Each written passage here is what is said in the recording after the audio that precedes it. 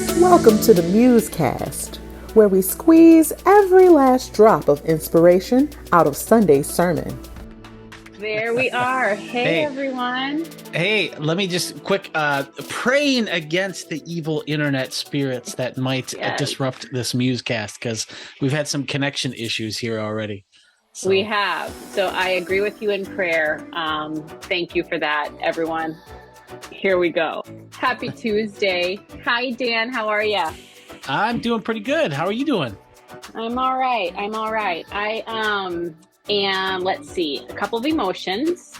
Okay. I'm sad.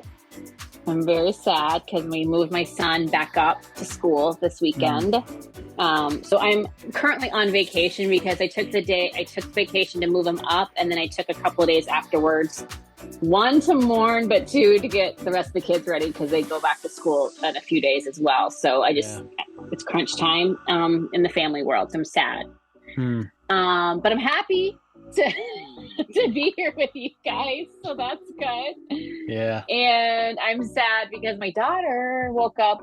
We think she was just recently told that she probably has migraines. So, and she's 13, so it's like trying to navigate that is just, So my brain is a little like the internet today. It's a little glitchy. Okay. It might freeze. So I just all the grace in all the world, please. Yeah. Well, I had migraines really bad when I was, it was 1980. Well, I'm not going to say what year it was. Sometime in the 80s, but I was 8 or 9 years old, and I had been hit by a car, and it was pretty serious. I fractured my skull and my hip and my ankle, and for a year after that, I would get these really bad migraines, and they would just immobilize me. And the one time I remember I was at a grocery store, and it hit, and I fell on the floor, and I couldn't even get up. And so I know, man, they could be tough. They could be tough. That's terrible, Dan. I feel like I'm constantly learning new things about you, and that one was not even fun. Well, I mean, it was a long time ago now, so I shouldn't even be here. That's, I was kind of an idiot as a kid, so never wore a helmet, and always, took risks and tried things, and I couldn't believe some of the stuff that we did, and we had this really steep hill, and we thought it'd be a really good idea at the bottom of the hill.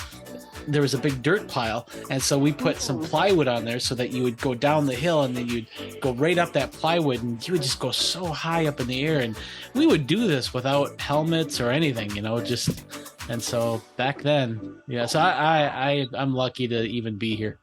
You are, and my blood pressure is literally elevating as I'm listening to you. Yeah. My mom, heart is going, oh my God. Oh, wow. Well, I'm glad that you survived all those shenanigans. Yes. I'm glad that we're here today to bring the MuseCast to the peeps. So Greg talked about the wrath of God. Yeah. I felt like there should have been some thundering, reverberating throughout the auditorium whenever he said the title. That would have been cool. Yeah, that would have been really cool. I blame the communications team for dropping the ball on that one. That should have been in the system and ready to go. Yeah, so. They're kind of getting lazy. They've got nothing going on. I don't know what's up with that. Yeah, just for people who are watching, our communications team, they have so much on their plate, and they work so hard. And they are so awesome. They are rock stars. Fun to tease them. They are rock stars. Yes, it is. Well, Dan, Ken, I was on vacation, so I wasn't there on Sunday. And so honestly, full disclosure, I just listened this morning. So I'm relying on your MuseCast. On your summary. Okay. To get me fully up to speed, so I can see if what you heard is what I heard. Because remember, my brain's a little glitchy today. Yeah. Well, let's go for it. So, Greg, last week, Greg talked about whether or not we can trust God as judge, and we're kind of continuing that here this week. And he talked about do we trust God as judge? Well, when you look at judgments in the Bible, a lot of times what you find is this wrath of God, and that's where we needed the thunder, and we missed that opportunity, unfortunately. But so what does that say about God as judge? Is that the type of judgment that we want God to have? And so a lot of people kind of come away from the Bible with this assumption that God's judgment is very wrathful and he's looking for somebody to squash. And Greg talked about this Far Side cartoon, which I bet has been used in more sermons than any other cartoon ever. But it's the picture of God with his finger over the smite button, and he's just looking to squash somebody. And so that's how a lot of people think of God's judgment, is God's just looking to smite people, and maybe it's through a hurricane or through a disease or whatever. Then you see that in the Old Testament. You see when God comes after Israel, it's not Israel, but after Egypt, there's the plagues and the locusts and all of the just nastiness. And so is that what God's judgment is like? And so Greg talked about two different kinds of judgment to kind of build an answer for this question.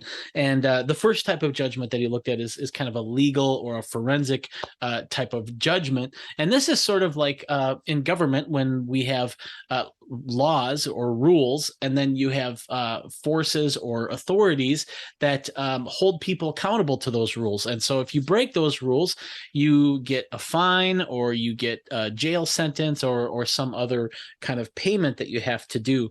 That's very different than other types of judgment. And this other type of judgment Greg referred to as a natural or organic judgment. And these types of judgments are kind of built into whatever crime that you're doing. And so, for instance, if like you're like me and you are on your dirt bike and you are riding through a busy street without a helmet on, then there's a chance that you could get hit by one of these fast moving cars and get a little ding on your head, or a fracture on your skull.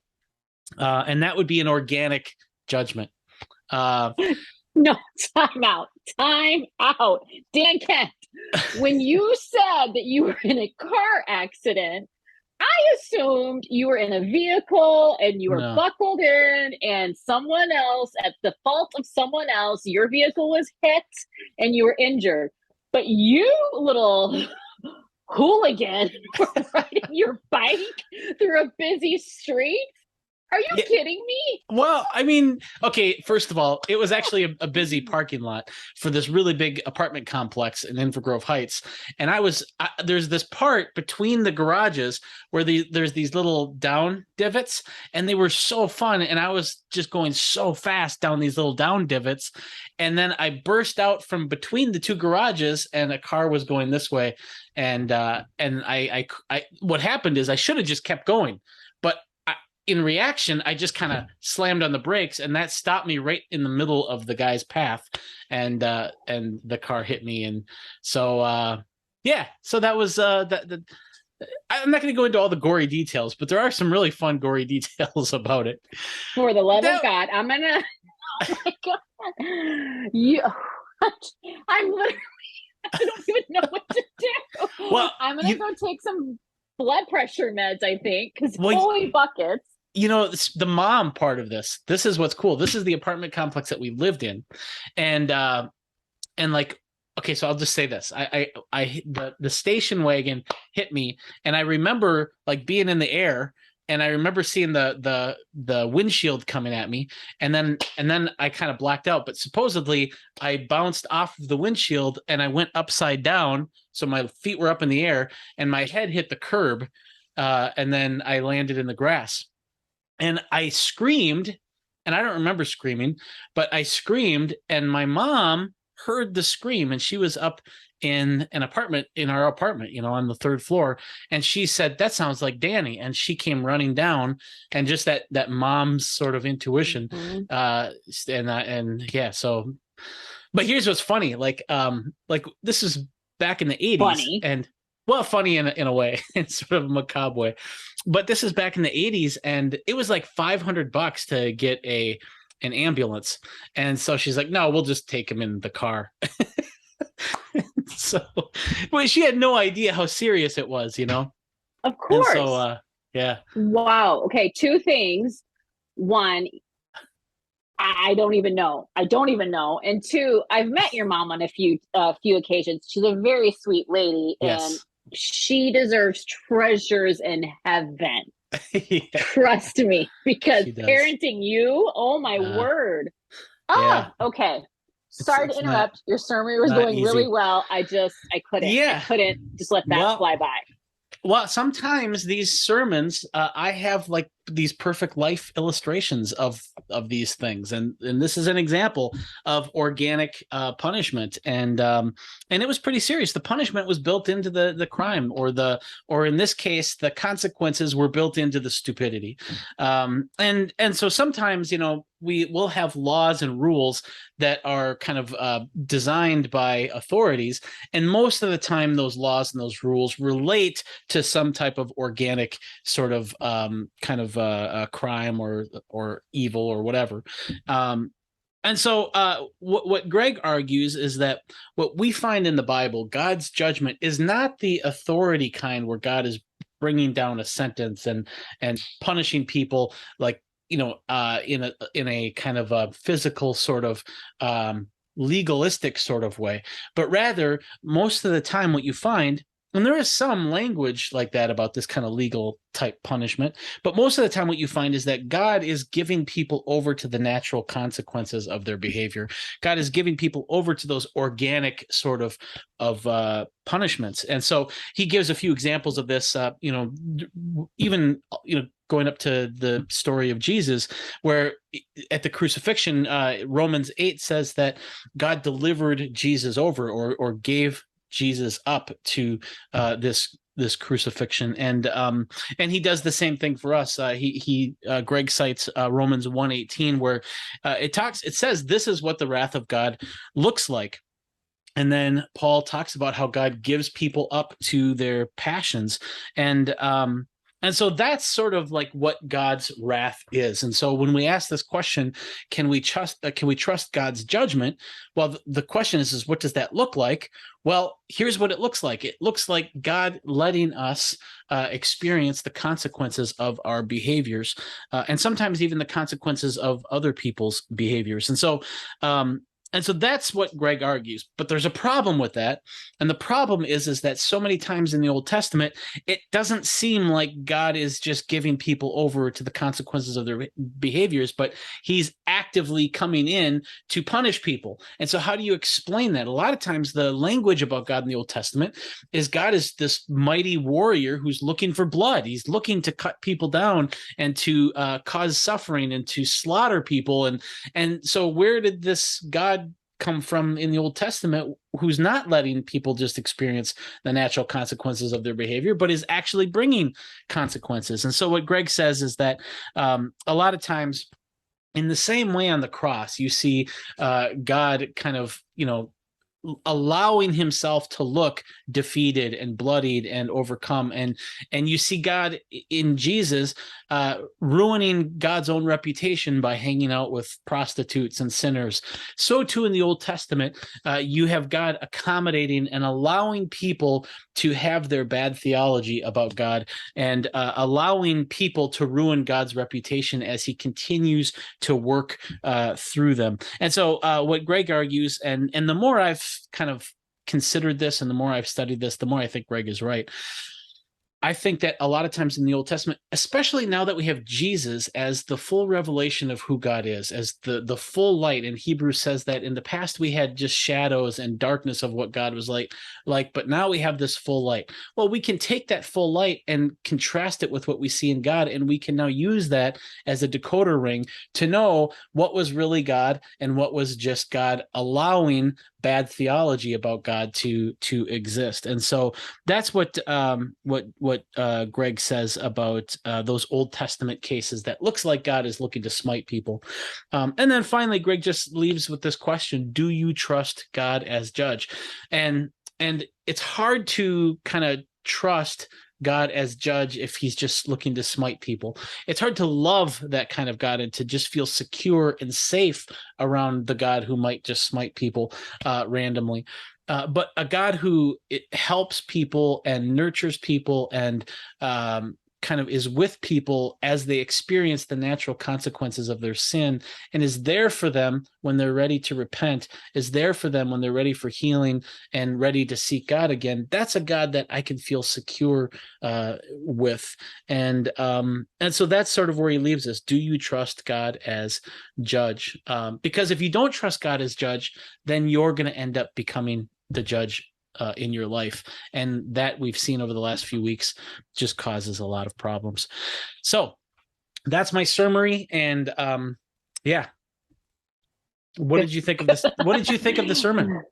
Good job, Dan. Yeah, so anytime Greg delves into character of God business, and especially when he brings up the Old Testament, there's a part of me that is so relieved, because I know, because I used to be one, I know that there are so many folks who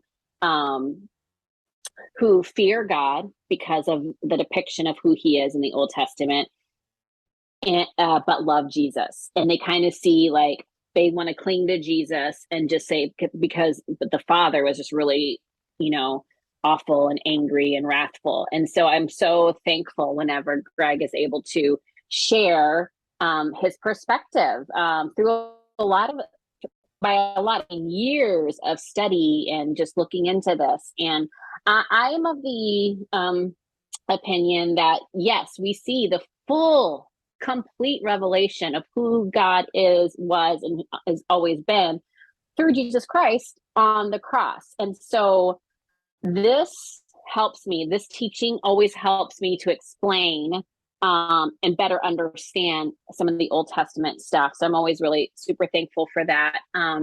One sentence that Greg said that was like that bullseye aha for me. And that aha as in, ooh, I never thought of it, but just aha as in, yes, this is like a resounding yes in my heart. And when he said that love over reputation every single time, like Jesus will always choose, and God chose love over reputation. And so I just thought that was a really powerful way to put it. Like when you were talking in your summary about the way that God allowed himself to be depicted as he stooped down to meet people where they were at, and the different attributes that they ascribed to him that weren't really like him. That was just really powerful. And I know it's hard for people. And so bottom line, thankful whenever Greg talks and teaches about this, hopeful that folks will be set free from some of the fear that maybe engulfs them. And then it leads me to a question that I wanted to ask you, Dan, and that is, it does feel like that there are some folks who really thrive on the idea of God being vengeful and wrathful. And wrathful, not in the sense of handing us over, but wrathful in the sense of pushing the smite button, Yeah. Why do you think some people seem to thrive in that imagery of God? And so much so they believe it, they share it with others, and they just really, that is their picture of God, and they want everyone to have that same picture of God. Why do you think that is? Because it can be damaging. I'm not saying that from judgment. I'm just saying it. I think it can be damaging to so many and to whomever thinks that way. So why do you think that people hold on to that so tightly? Yeah. Well, I'd say a couple things. Just on one level, it's possible that that's just that they've taken those Old Testament readings. The way that Greg has put it is they read the Bible in a flat way, that every revelation or every statement about God has equal authority, and so those images in the Old Testament where God is like portrayed that way, they say, well, this is what God is like. But what we know from Hebrews, what we know from the New Testament is that we shouldn't read the Bible flat. We should read it rather through the lens of Jesus. And so that's one thing, is it's just that's how they interpret those passages. A suspicion that I have, and this is where this is harder to falsify or to test or to verify, but a suspicion that I have is that there is something that feels good when you are angry or when you have hatred for a certain person. And there is this sort of kind of vengeance, this lust for vengeance, and this idea that God is going to rebalance the scales in this sort of vengeful sort of way can feel good to a person who has rage and who has anger. And so I think that's part of it. That's a suspicion. I can't prove that or anything like that, but I feel like I've seen that in people, and I've seen that in in the twinkle of their eyes even. So that's the best I can offer for that one. No, that's good. You said when you were talking that you have studied yourself, of course, and you have come to the conclusion for yourself that you are leaning more toward Greg's interpretation of that Old Testament violence. Was that a hard journey, hard path for you to go down, or were you in a place where you felt open to having your perception shifted a bit about that? That's a great question, Shawna. I think for me, I'm suspicious of any answer to a problem that just works too well, and so on one hand, like as I saw it this way, I'm like, no, that's just it just solves the problem too easily. And but the passages are there, and the verses I feel teach it, especially those passages that talk about how in the old days we just didn't have a clear view of God. We saw through a glass darkly, but now we have the actual full radiance of God in Jesus. And so I don't know how else a New Testament writer could have taught us to look at the Bible through the lens of Jesus. There's no other way that it could be more frontal and more explicit. And so I found myself having to just say, yeah, this solves the problem.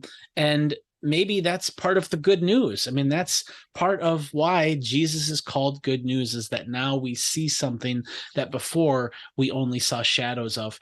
And so a lot of the obstacles to embracing this kind of cruciform way of reading the Old Testament were largely because of my own psychological paranoias and suspicions. But once I was able to see that that was me that was in the way, then I was able to kind of embrace it. And I tell you, it just makes the scriptures it just kind of reinforces the fact that there's something really special about this book. This isn't just a collection of writings, but there is something inspired about this, and there's something so raw and there's something so authentic about it that our God gives us this inspired text, but in a progressive way that doesn't neglect the old, but rather reveals God's self through the old into the new. And it just shows that, look, all of us, and this is all off the cuff here, but all of us have just screwy notions of God. And as we seek God and as we pursue God, hopefully we get more and more clarity and we get more and more understanding of what God is like. But what's really neat is that it's okay if you don't have a full picture of God, and God still can use you, and God can still embrace you, and it just shows God's kind of like full depth of His love, that even these old portraits of God, which were so different than what we see in Jesus, God still loved those people, and God still embraced those understandings in His great story that culminates in Jesus. And I just think that's really beautiful. Yeah. Thanks, Dan. Well, speaking of like just how we all have like these screwy, messed up images of God in our own way, I've been thinking about that last question that Greg posed to us in his sermon when he says, do you trust God's judgment? And of course, in that moment, I'm like, of course I do. But then you sit and you reflect, and I had to sit with that for a little bit. Do I trust God's judgment? And I can say that is an area where I'm absolutely growing. But it hasn't always been. I'm further now than I once was. I can say that. And I think many people can relate to this, in that there was a time in my life when I really did see God as more judicial in his judgment and wrath. And I assumed that anything bad that happened was his judgment, not just organic, natural consequences of my actions, but like me stepping outside the line and God like pushing that smite button. And it took a process, of course, for me to re-image my picture of God, and there was a lot of healing that came with that, and a lot of joy that came with that, and it made me think of this song.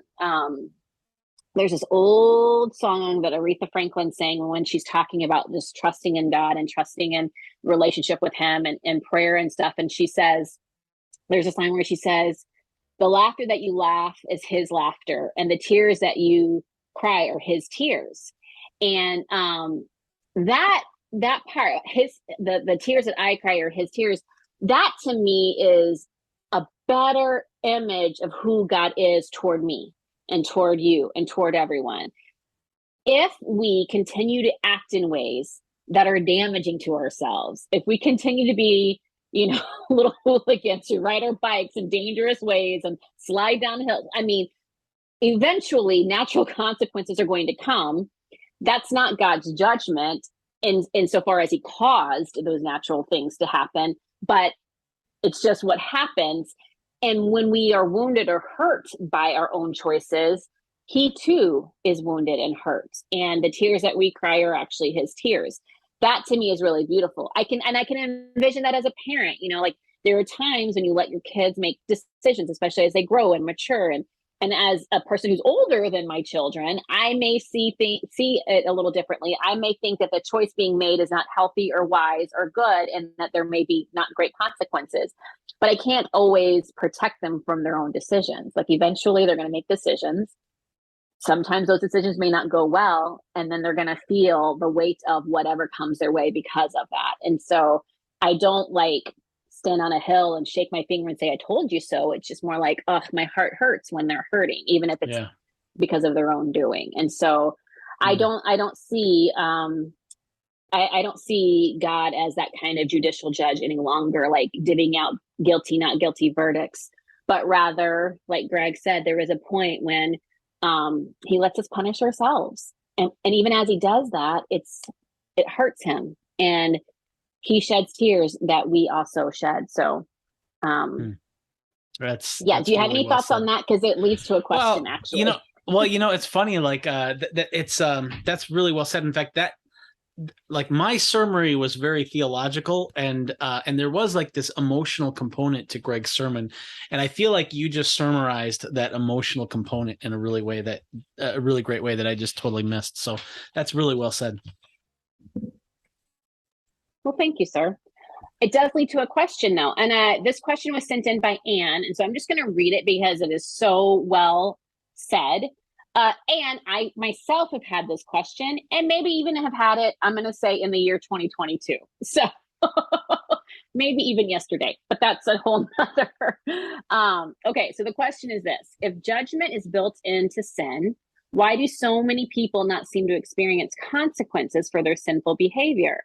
Many seem to go on quite happily with their lives, exploiting the poor, destroying nature, and so forth. If we're asking ourselves, do we trust God as judge?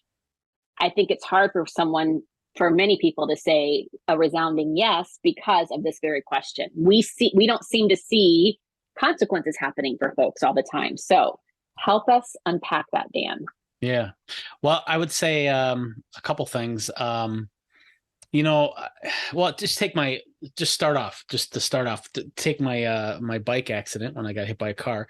I biked for a long time before I experienced the consequence of not wearing a helmet. But eventually it came. And you could have seen me for a long time and said, look at that kid. He thinks he could just ride his bike without a helmet and everything's going to be fine. And well, at some point it would have looked like there were no consequences for my behavior, but then the consequence came. And so that's where, on one hand, it's like you see people and they seem to be thriving, even though they're sinning. You have to see the whole picture, first of all. The second thing is, even after I got hit by a car, I did not learn my lesson. I continued to ride my bike, and I became even more risky because I probably felt invincible because I a couple weeks in the hospital, no big deal. Now I'm back on my bike. And so I never really learned my lesson on that. And so you could have looked at my biking and said, well, he seems to just get away with everything. But here's the thing, is that my recklessness on the bike is just one expression of a deeper sort of character trait of mine. Maybe it's even a flaw. I will let the audience decide. But I tend to be a risk taker. I tend to be maybe too comfortable with risk. And there have been other times in my life when that absolutely has cost me and absolutely has hurt me. And so you might see me on the bike, not facing consequences, but that's just one tentacle of a beast that has many tentacles that can cause many issues. And so I just think that, and there's so many different ways that things can ricochet back on oneself, or there's so many different ways that we can fall into our own hole. And you might see a person who is exploiting others for their personal profit, and that personal profit might be great. Even they might be extremely wealthy from exploiting others, and they may have all of the earthly possessions that you could ever want, and they may never face a financial consequence for any of that, and they may live rich and wealthy right up to the point of death. But the thing is in order to be okay with exploiting others, you have to accept certain presuppositions about others. And you have to accept this idea that maybe you're better than them or something like that. And whatever presuppositions or whatever assumptions you accept about other people in order to exploit them, I would propose, if we trust God as judge, I would propose that accepting those presuppositions has some type of consequence. It might not be financial. We may look and say, look, they're not facing any consequences. They have a yacht. But there are so many other ways that can play out. And I would propose, for instance, maybe if you embrace those types of consequences, it's hard for you to have genuine connection with other people. Accepting this idea that some people are better than others makes it impossible to connect at the deep and profound level that God has built us to connect. And so I think that it will eventually lead to shallow relationships. And the longer I live, and I've, for some bizarre reason, I've been associated with some very wealthy people, and some of them have become wealthy off of very good means and just prudent, kind of wise decisions, and others have become wealthy by more shrewd means. And I absolutely can see some of these relational issues that they have. And so, it's interesting, like here, this passage that Greg shared in Psalm, and this is in Psalm 7, it starts off with all of this kind of bloodlust that, God is a righteous judge, a God who displays his wrath every day. He does not relent. He will sharpen his sword. He will bend the string of his bow. He will make ready his flaming arrows. And so this is like that warrior image. And then the writer of this psalm, I think it's David, then talks about what that looks like. And it's just so profound to me. Those who are pregnant with evil conceive trouble and give birth to disillusionment. It doesn't say that they lose all of their possessions. It doesn't say that their yacht sinks. It says this other thing. It gives birth to disillusionment. And look at exactly what happens in societies where you have these massive distributions of wealth and you have oppression and exploitation. You have disillusionment. And eventually that disillusionment affects everybody, including the person who originally profited off of it. And so I think that a lot of the consequences and a lot of the wrath of God and the punishment for our sins can be very deep and hard to see from the outside, but it absolutely affects people on the inside. And they may not even notice that their relationships are all shallow and that they are becoming slowly disillusioned. And they may not connect their own disillusionment in life with the fact that they've exploited their brothers and sisters. But that blindness is also one of the consequences of their sin, I think. So that's how I would answer that. Thanks, Dan. I just have a small thing to add, but I'm actually going to save it for my nugget because I think it's nugget time, Dan.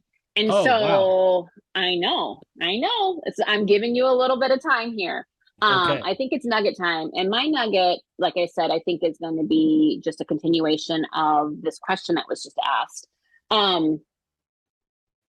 I also think that in reality, we all are aware and we know that it can seem like justice is never served.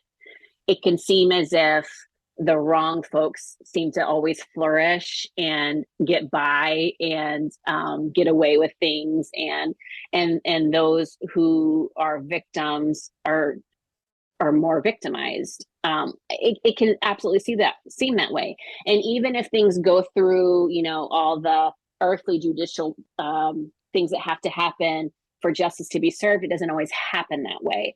And I know that we can ask questions of why does this situation or this person seem to be able to get whatever they want, however they want, without consequence, when others seem to struggle. And I don't have an answer, but this is what I know. I know that the time is long. I know eternity is long. And I know that part of trusting God as judge, I have to focus on that trust part. I trust God. And so if I trust God, then I trust him in how he's going to work and how he's going to move and how he's going to love and how he's going to correct. I trust him and in who I know his character to be as revealed in Jesus Christ. I know that God is others oriented. And so I have to believe that if there is a person or a situation that is, like in the question, exploiting others or just damaging creation, I think in God's others oriented love, he will deal with that. I may not get to see it. And I have to let that go. Because honestly, when I'm honest, I want to see it, because then I feel like, yes, they finally got theirs. Well, that's just not up to me. And I have to let that go. I have to let go of my sense of satisfaction that justice would bring me. Even if I feel like I'm due it, I have to let it go and trust God. And when I trust him to be all the things that he needs to be. And it's not always easy, but that's where I keep my focus. And that is my nugget. Yeah, that's a great nugget. I think I would just, add on to that, really, like, if what you were saying is true, Shawna, and I think it is, then I think kind of what would I say? The challenge or the, I don't know, the objective should be to fight the urge to be a consequence accountant and just fight against this temptation to make sure that people get theirs. And because for me, it's like, I have to also acknowledge that, in looking at my life, I probably should have faced more consequences for things that I did that I didn't face. And I don't know if that's because God is merciful or if it's because I'm lucky or whatever. But, I have to look at my own life and say, okay, what do I do with this gift, with this mercy, with this grace that I've been given? And how do I make the most of that? And maybe I see somebody who I feel, if I think about it, they're not facing the consequences that they should face. My hope it should be that they can take advantage of maybe grace that they are receiving. But at the end of the day, like you said, Shawna, you just have to trust that God knows everything and knows their heart and knows what that person needs to become more Christ-like and to ultimately bring kind of justice to the body of Christ as a whole.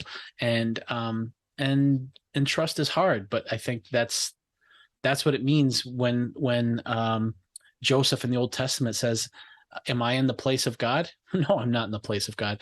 God is judge, and we have to let God be the judge, and we have to trust in his judgment. So that's awesome. That's what I got too. Awesome. Dan, we did it. We brought a MuseCast about a conversation about the wrath of God, and look at us. We're here. We gave some nuggets. We answered some questions. I can go back on vacation. You can continue to work hard like you do. It's gonna be great. But you guys continue to tune in because the series isn't over. There's a few more weeks left. Shocking, I know. So continue to tune in and then circle back with us next Tuesday as we continue that conversation and unpack these Sunday sermons. Have a great week, everyone. We really appreciate you. And don't forget, email with questions, musecast@whchurch.org. Yep.